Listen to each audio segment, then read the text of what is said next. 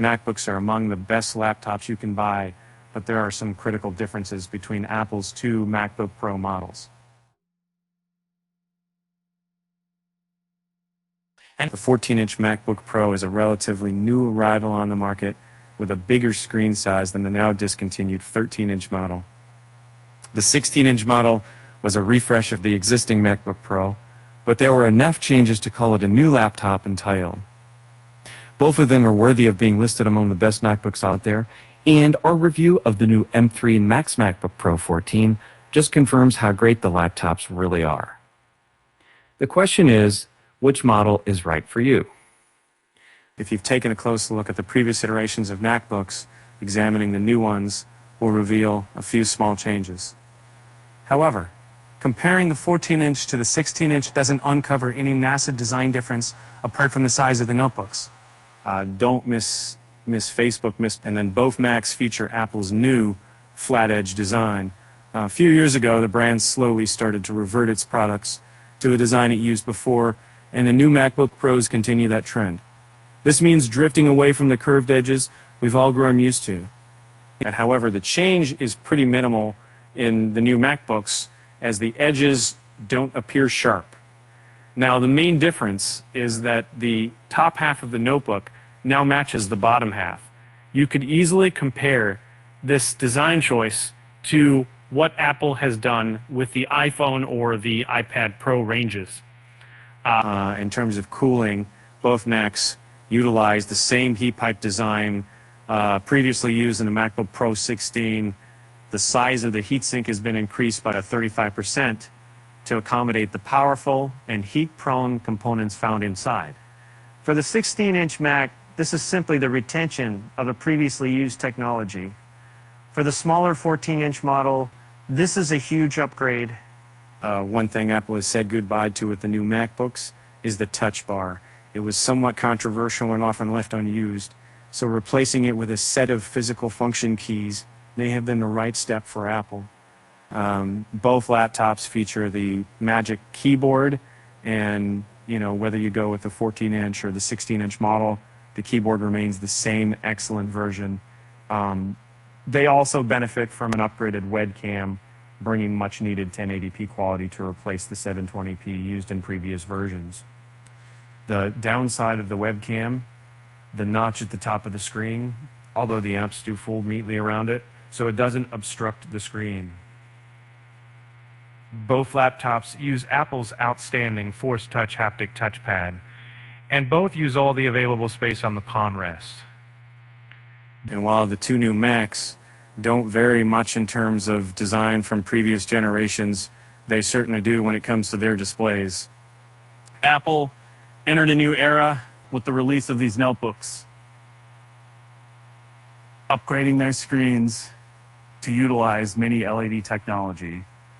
This applies to both models. The use of mini LED makes the Liquid Retina XDR displays of these new Macs brighter than ever. Around 10,000 LEDs, each smaller than 200 microns, are found within the thin, white, and colorful screens of the 14-inch and the 16-inch MacBook Pros. And switching to mini LEDs was a smart move by Apple, and what we get here is a wider color gamut with rich, satisfyingly vibrant shades, better contrast, and deeper blacks. And these screens are essentially very close to OLEDs, but they shouldn't suffer from the same degradation and burn-in problems that OLEDs sometimes do. They're also incredibly bright, up to 1,600 prettable nits, when displaying high dynamic range video. That makes them probably the best laptops around for consuming HDR content. And both the screens are beautiful, but they're not the same size. The new 14-inch and 16-inch MacBook Pros sport display resolutions of 3024/1964 and 3456/27. The Security 6 defines a lot of Macs. Road nodes as an unusual technique in 2455 that didn't require us Gen 65 to a nice 79.5%. And the 14-inch having a 1.54 to 1. And unusual as the sizing is right now, It's quite refreshing to see a taller screen on a laptop, and these Retina displays pack a lot of pixels to make them seem even bigger.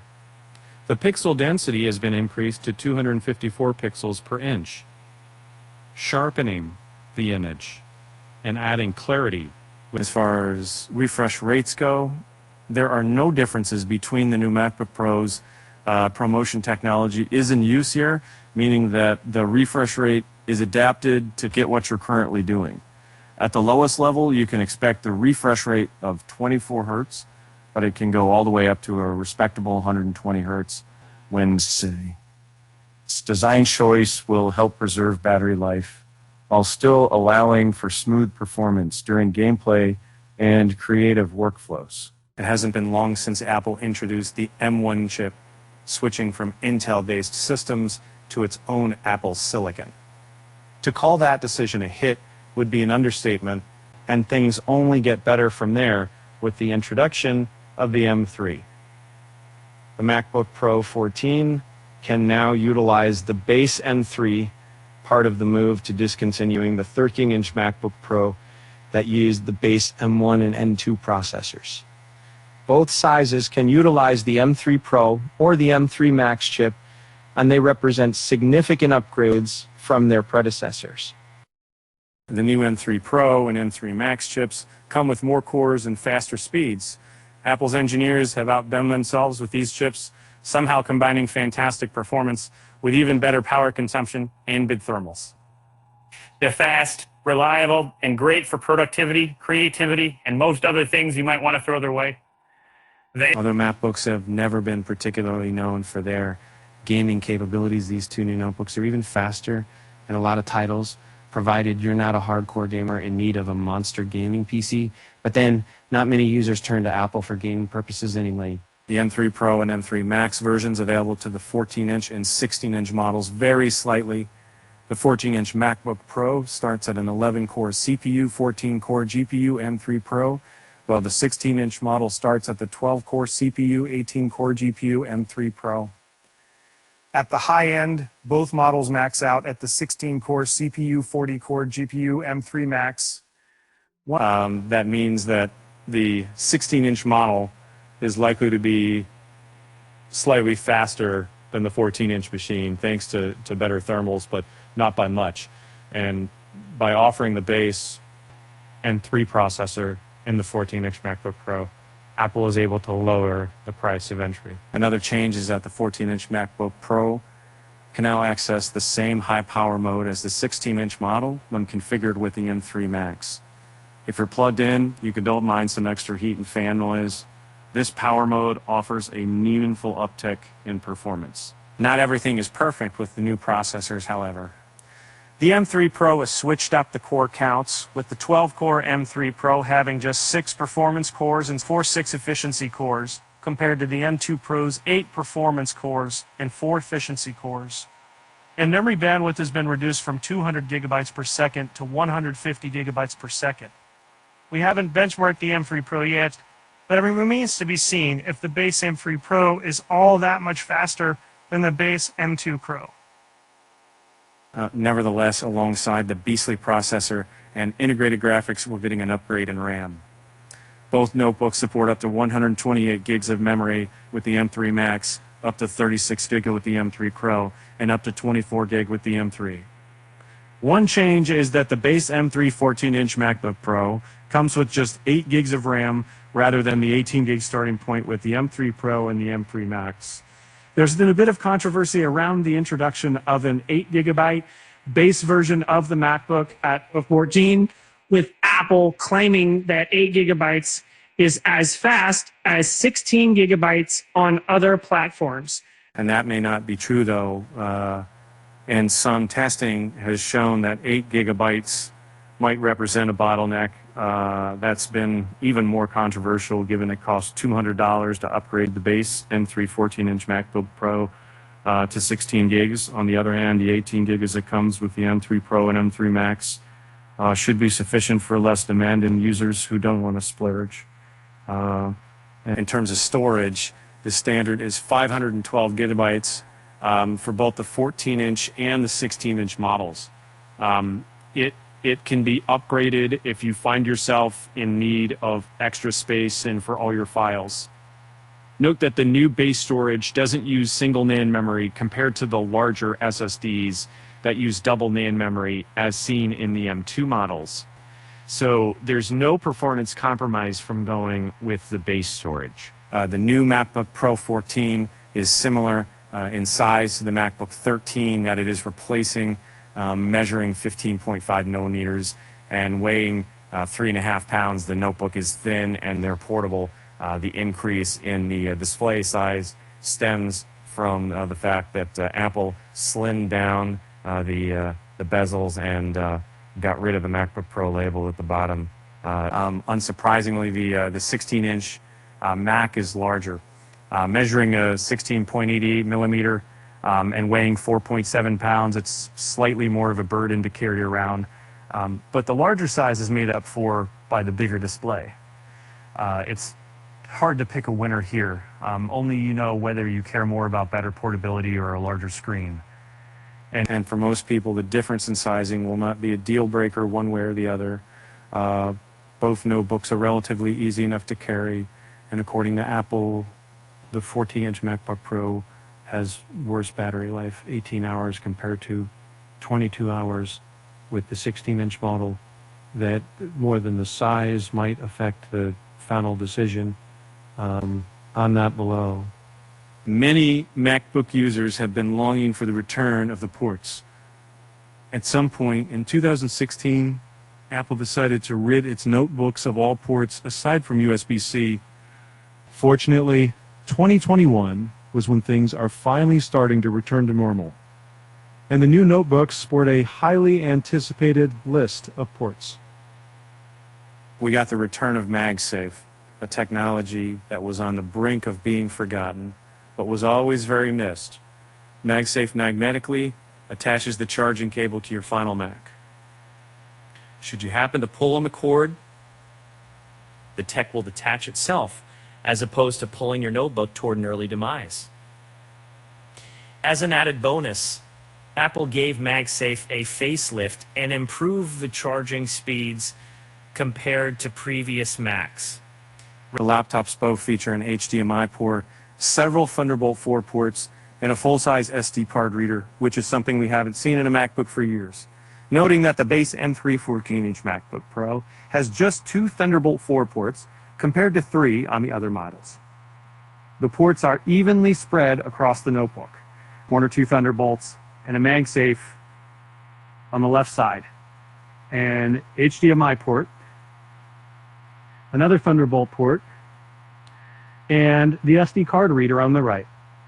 Note that the base M3 14-inch MacBook Pro supports just 1 external display, while the M3 Pro supports up to 2 external displays, and the M3 Max supports up to 4 external displays. Anyone looking for the ultimate multi-monitor setup should keep this in mind. Also, both laptops have been updated to Wi-Fi 6E and Bluetooth 5.3, so both benefit from faster wireless connectivity. This is a definite upgrade over the previous MacBooks. There is no winner in this category, and if we had to pick one, we'd say that both the 14-inch and 16-inch Macs are winners. They feature the same set of ports, bringing some much-needed relief to Apple fans who often needed to buy extra dongles to make the most out of their notebook. Each of the new MacBook Pros has a different battery, but both present improvements over the previous generation. The MacBook Pro 16-inch has a battery rated at 100 watts, combined with the use of Apple Silicon in this laptop, which has already tremendously increased battery life. Compared to older Intel-based systems, we're in for a treat. Compared to the previous MacBook Pro 16, the battery in this model is slightly smaller, but that has no negative impact on the battery life. Users can expect at least 22 hours during light computing. The smaller 14-inch MacBook Pro also features an upgrade in the battery over its 13-inch predecessor. The chassis allows for the use of a larger battery, and Apple made the most of it by installing one that's rated at 70 watts. When it comes to battery life on the 14-inch Mac, we can expect it to be shorter than what the 16-inch has to offer.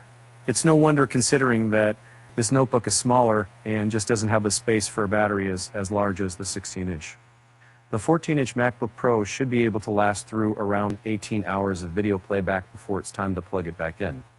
Laptop users know full well that you don't always get the most out of your notebook when not connected to a source of power.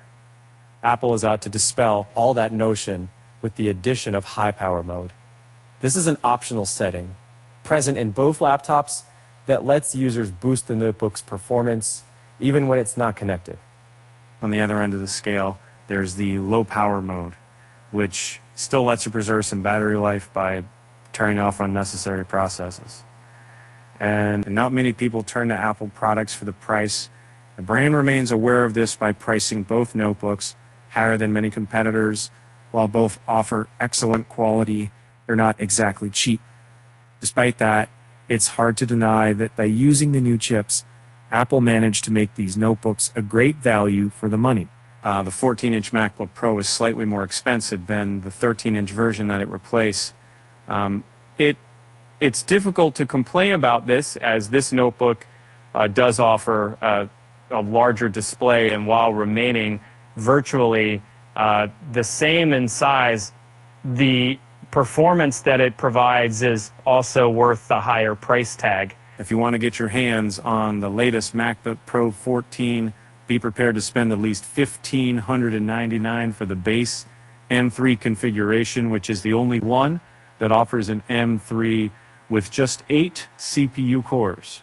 The 16-inch MacBook Pro is priced higher than the previous version. To benefit from the various improvements that it provides, customers have to spend at least $24.99. Both the laptops can be upgraded by adding more RAM and storage, so this could drive up the price a little bit further. We recommend the 16-inch MacBook Pro, but not by a huge margin. And so this time around, more than ever, it's difficult to pinpoint one true winner between these two MacBook Pros. And this is because in a lot of aspects, they're virtually the same, except for the base M3 14-inch model. Both of them run on mostly the same chips and have stunning displays, as well as the same number of ports, the same amount of storage, and the same general design. While both are very close, the 16-inch MacBook Pro does offer theoretically much better performance and a larger 16-inch display. In addition, it also has a longer battery life and improved airflow.